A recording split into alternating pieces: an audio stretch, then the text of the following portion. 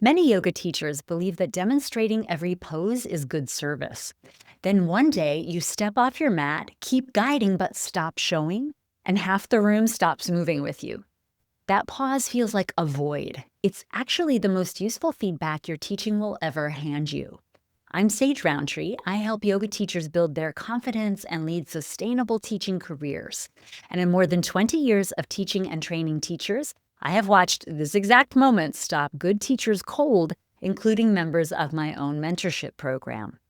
By the end of this video, you will understand why students can freeze when the demo disappears, and you'll have a gradual, concrete plan for weaning your room off of it. It's the same approach I coach inside Mastering the Art of Yoga Sequencing, my mentorship membership. And if part of what keeps you glued to your mat is uncertainty about what comes next, solve that first.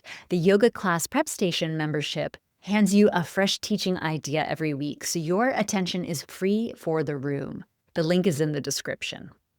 A teacher in my mentorship, Brigitte, named this trap in one sentence during a Q&A call. She said, as soon as I stopped showing and just continued with guiding, half the students stopped moving as well. Half the room.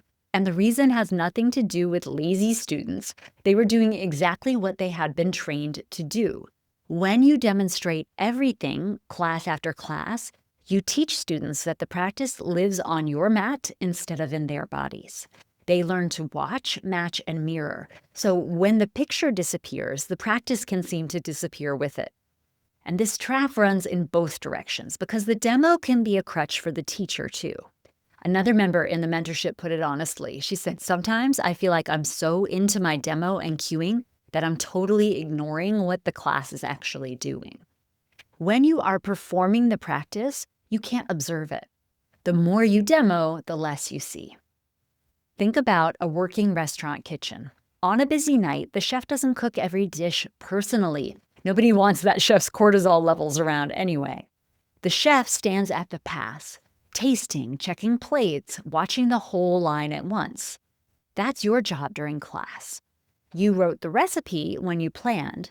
Class time is for expediting, watching real humans move and adjusting for what they need when they need it.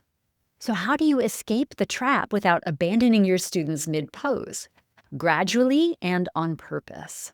Demo has 4 volume settings: the full demonstration, a partial demonstration like just the tricky transition, verbal cueing only, and a secret weapon for building community, which is inviting a student who has the shape to serve as the example. Your job in planning is deciding, chunk by chunk, which setting each part of class needs. A brand new transition definitely earns a full demonstration. The standing sequence you have taught 3 weeks running can live on words alone. Write the choice into your lesson plan like you would any other ingredient. Then wean the room off of your demo by weeks. In week 1, demonstrate the first round of a sequence. Then try leaving your mat to guide the second round with words while you walk. In week 2, take the most familiar chunk of class and teach it entirely from your voice, cueing in sensation language. Press, reach, lengthen, ground. Words a student can follow even with their eyes closed. Week 3, when you stop showing and somebody freezes, count a slow 3 counts before you rescue anyone. That silence is a student shifting from watching mode to feeling mode. And a wobble in that moment is a student locating their own balance instead of just borrowing yours. Expect a little resistance at first. A student who has mirrored you for years may look mildly betrayed when the follow-along ends. Sometimes your classroom can feel like a cosmic game of Simon Says. Have you ever gone to adjust your ponytail and seen students lift their hands to their own heads? I have. Dial back the demo, hold steady for a month, and something better arrives. Students who move on their own breath instead of on yours, who keep practicing while you walk the room, who take responsibility for their own practice.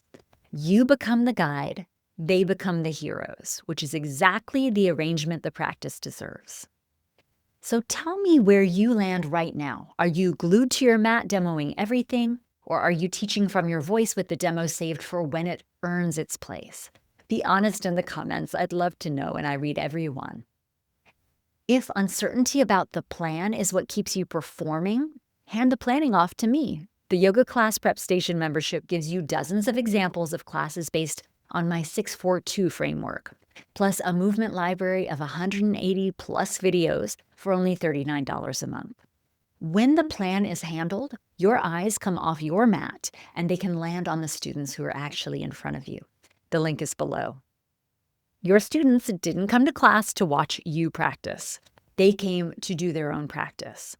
This week on the Yoga Teacher Confidential podcast, I go deeper. When to demo, how to demo well, and my 6 rules for demonstrating without losing the room. That episode is linked below. Like and subscribe to never miss a single video.